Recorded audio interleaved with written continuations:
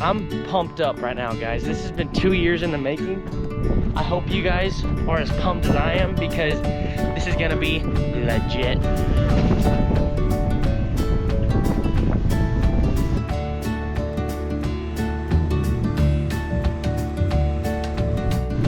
Mission accomplished.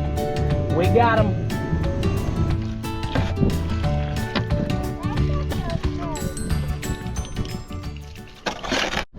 How's it going, guys? Nick Novak back here for another video on the HSR today. We're moving these fall cows to their winter pasture. Just not enough grass here. There's still some good grazing. There's some green grass underneath that CRP where they're going. So we're gonna get them moved in there. I'm not gonna close the gate on them today since there's a new calf I just tagged. I forgot to video it actually. Oh well.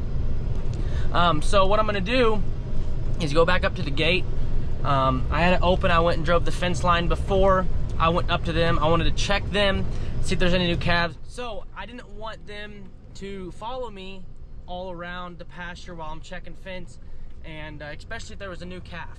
So I just went ahead and dropped the bale off at the gate after I drove the fence line. Fence looked good in the middle pasture here where they're gonna be going. And I'm gonna go pick up the bale now. They're already making their way this way. I don't know if you guys can see that far away, but I got all the cows and calves stood up.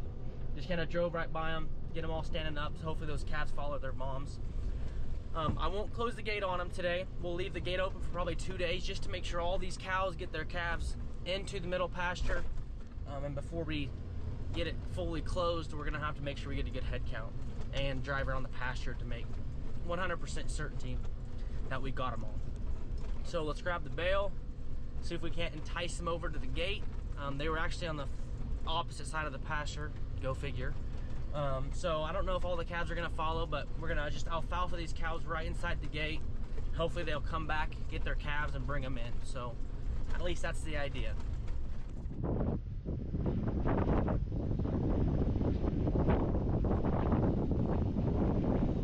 Come on, girls. Well, the majority of them are coming through. Calves are running under the fence. Oh well. There's our two big boys born in August. You can see the difference in size. Come on, girls.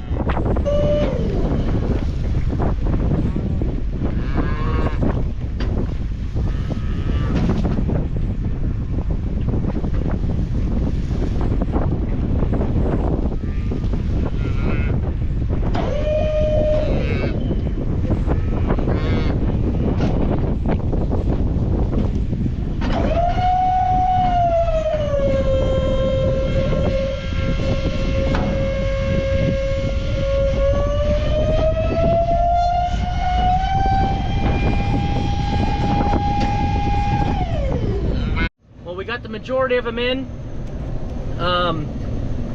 55 who just had a calf ran from the other side of the pasture to get into the middle pasture where all the other cows were at, and she just had a calf like maybe a couple hours ago.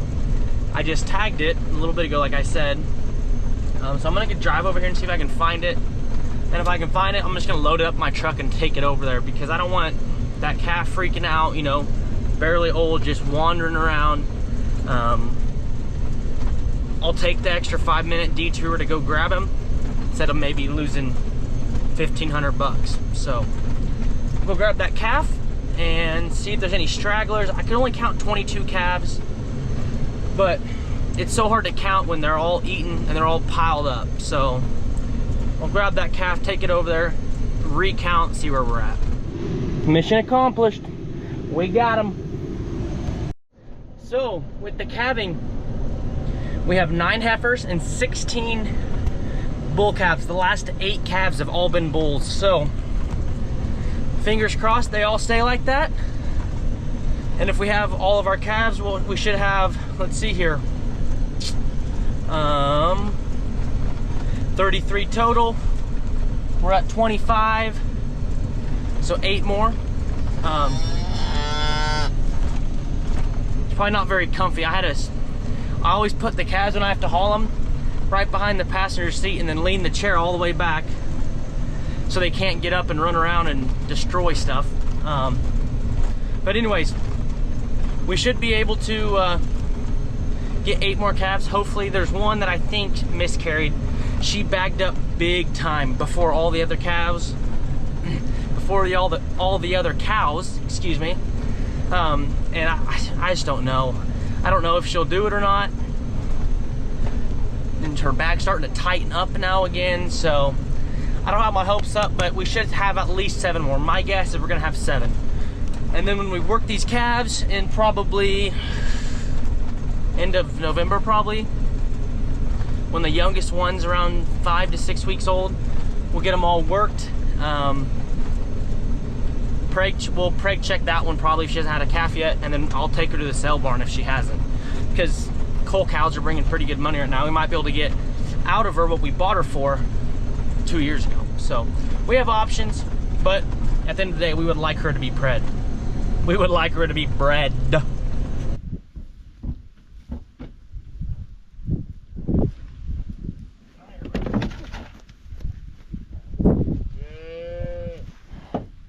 I'm gonna try to get a good head count on these calves. 1, 2, 3.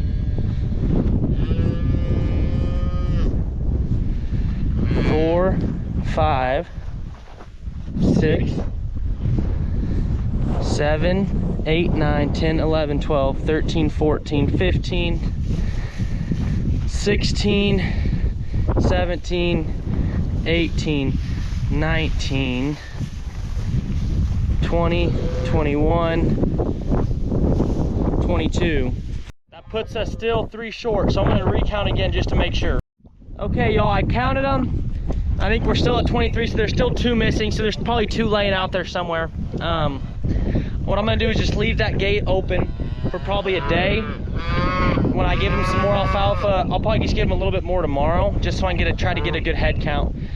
Those moms are gonna find their babies eventually. I have no doubt in that, so we have some time. Let's leave the gate open. We'll go throw this alfalfa bale. I think my idea is gonna put it across the other fence line, because that's the way I'll probably come to check them. But first thing I need to do is go turn the water off for these cows at that big hydrant. So hopefully they drink some down if they go back tonight to get their calves. They drink a little bit down, so I don't have to bucket it out, because I'll need that tank at my house this winter. Okay, y'all, I was turning the water off and I found a calf out in the pasture, laying off by himself, kind of breathing pretty heavily. Has a little bit of milk scours, which isn't abnormal. I mean, what I'm gonna do is just keep an eye on him when I come back tonight to check if he's still, and maybe even tomorrow if he's still a little iffy. Old son, I don't really want you to get up. Then I might take him back to the house for 24 hours and get him some electrolytes. But this calf was born yesterday, so, and it was yesterday evening, so it was later. That'd be a long walk for this little calf. He was, again, on the other side of the pasture, so if I can help him out, why not? Some of you might say, whoa, let the mom do it. I drop him off right by his mom. The mom licks him up, takes him on. If they don't, then I can intervene more. But I've had no problems doing it this way, so that's the way we're gonna keep doing it. Which, actually, we only do it like, it's the only second time this year I've done it, so. Anyways, let's get this calf to its mother. What I'm gonna actually do now is have this half a roll of alfalfa. I haven't given these girls any alfalfa because there was still some green grass here in this pasture at my house, but I'm gonna give them a quarter of it, then we'll drop the other quarter off somewhere down that way and give it to them in a couple days. But let's get these spring cows some alfalfa, and I'll show you guys them. You probably haven't seen them for a while because they don't got calves or nothing. I've just been letting them kind of hang out, eat, sleep, drink water, mind their own business.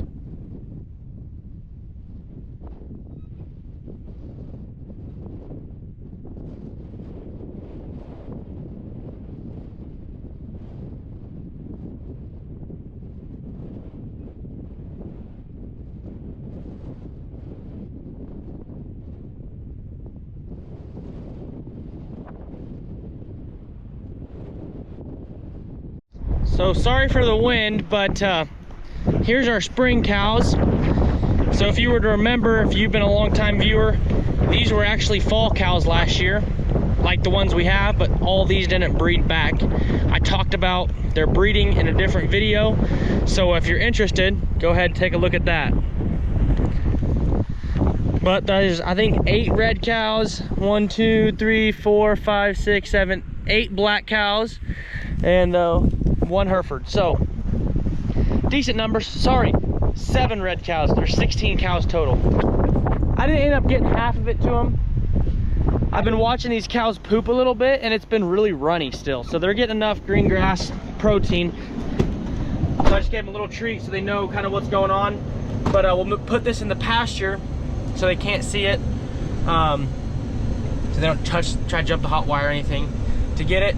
But also easy access to where I can get it next time. So let's go ahead and drop this off. And then we need to pull my feed wagon to my neighbor's house. He's gonna fill it up for me. All of his semis are connected to his grain buggies because they're still cutting milo, which they're planning on cutting my milo pretty soon. So it'll be interesting to see how that yields. 2 years ago, that was in CRP when I moved here. CRP / a butterfly monarch program. So it'll be really interesting to see how it yields. Last year we did Sedan. Off the 49 acres, we had 107 1,700 pound bales. So we had a lot of bales. We're gonna use those up. That's kind of what we've been feeding right now. But he has some better quality stuff. There's some stickers in our Sedan from last year. So we're kind of just gonna use that as bedding this winter when it starts to get really cold. But let's get this bale off and head back to the house. Well, we just got back to the ranch here. All these chickens follow you everywhere we go, mainly because my wife and daughter have been feeding them all the time, just our scraps and stuff, just to quit throwing food away. Might as well turn it into eggs. So I think last night they got a little bit of chicken noodle soup, so they must have liked that, which I guess it's kind of weird if they're eating chicken, if they're chickens. I don't know.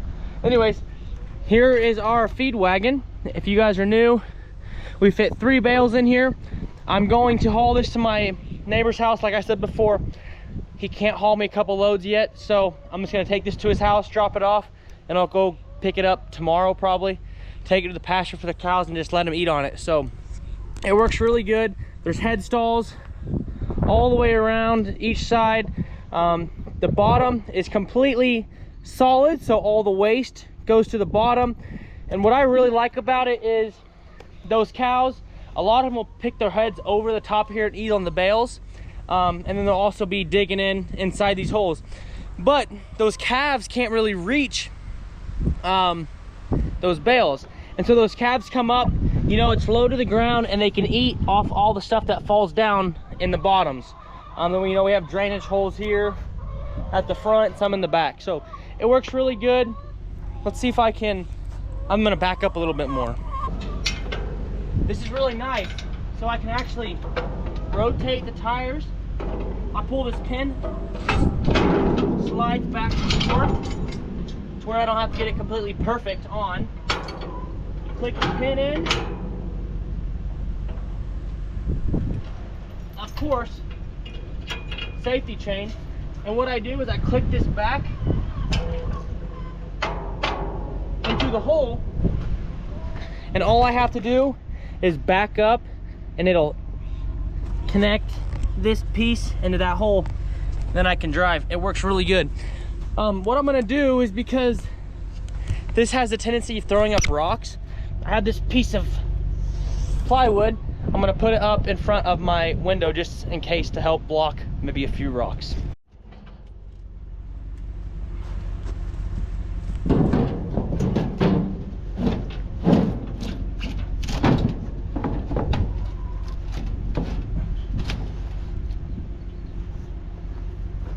So as you can see, it doesn't hit both, but the majority of it is covered. And so a little bit is better than nothing. Took a little break, went inside, hung out with the girls for a little bit, but now I need to get some fuel in the Bobcat because I want to start drilling holes over there for our entrance. I think I might have a friend coming tomorrow. If I'm feeling up to it, I might try to put one in tonight. So we'll see what happens.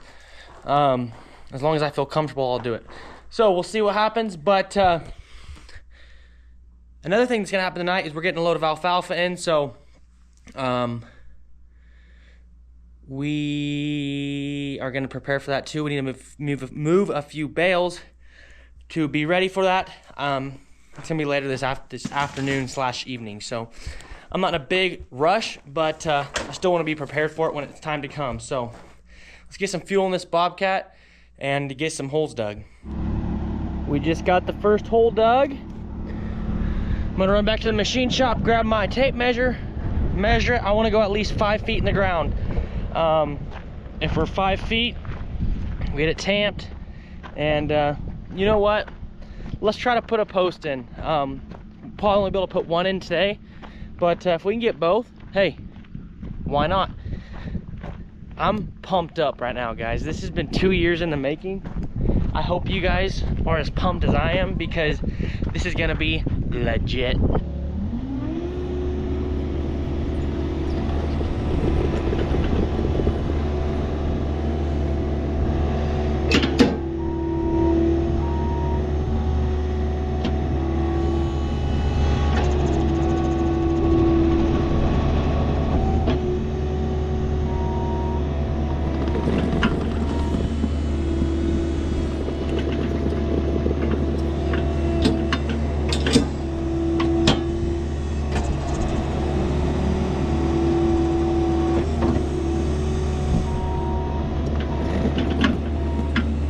All right, we're 57 inches deep, which is deep enough for me.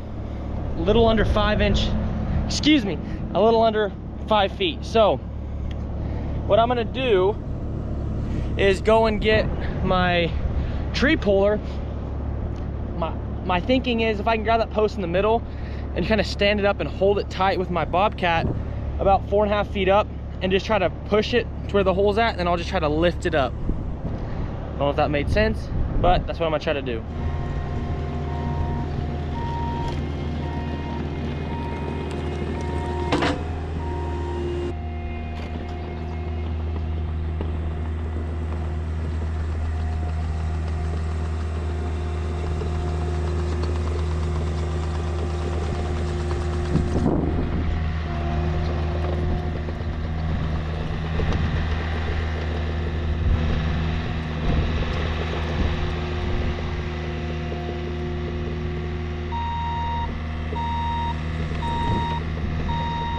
The pole is in.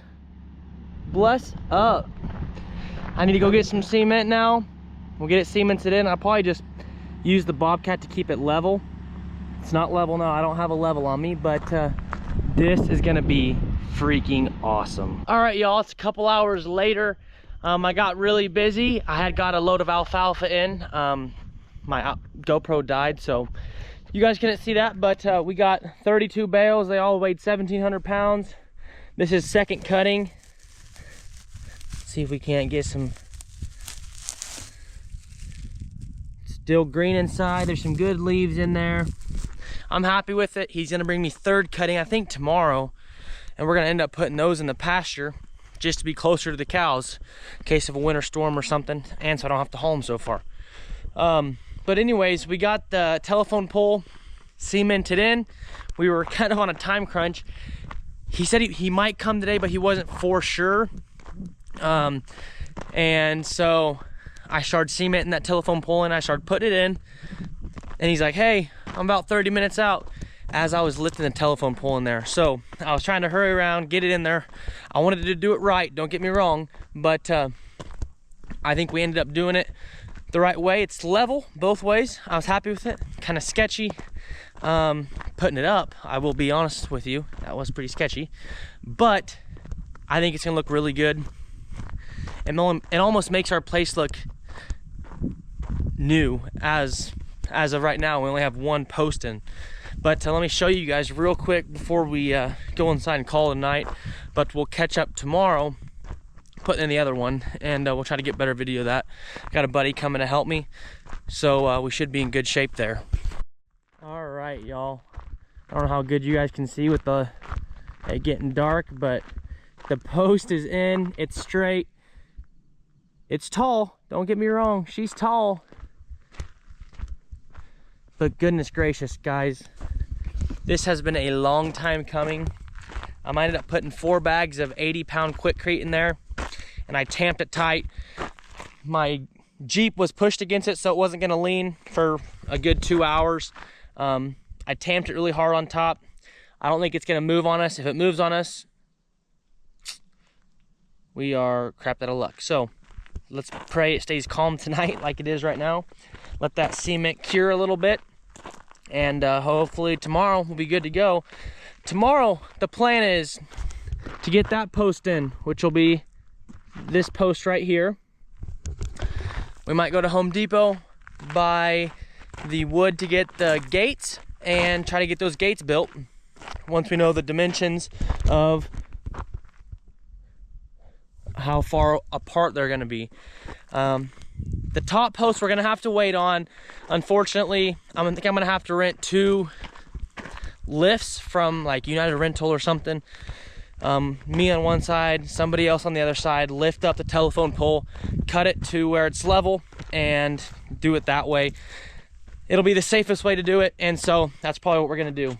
So anyways, the plan for tonight is to call it quits because I'm tired. It is 7:01, so I'm gonna go spend some time with the girls before they go to bed, and we'll catch you guys tomorrow. Keep on watching. Morning, y'all. Got my helper with me today for a few, probably 30 minutes or so till Mama gets home from town. I'm gonna grab the Bobcat, the post hole digger, get the hole dug for the other line post, and see if we can't get it in the ground.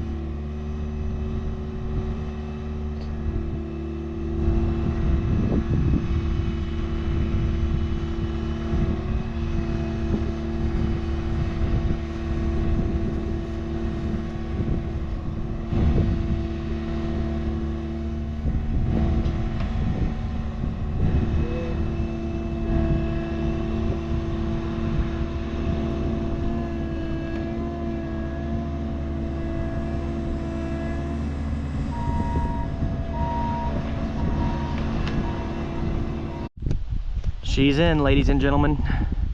They're both in. Let's get to cementing.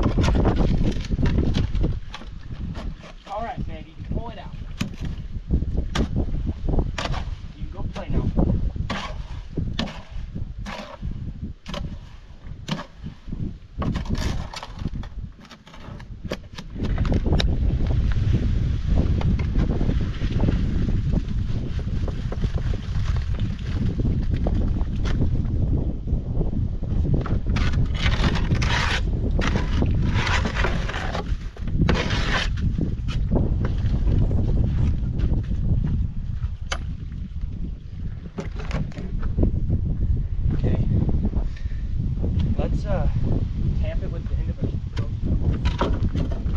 it. So this is the third bag of concrete I've put in.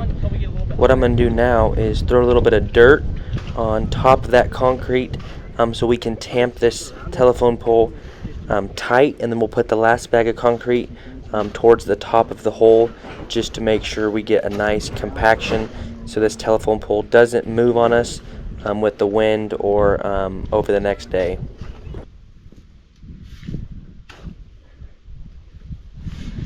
You should be able to pull that out, hopefully.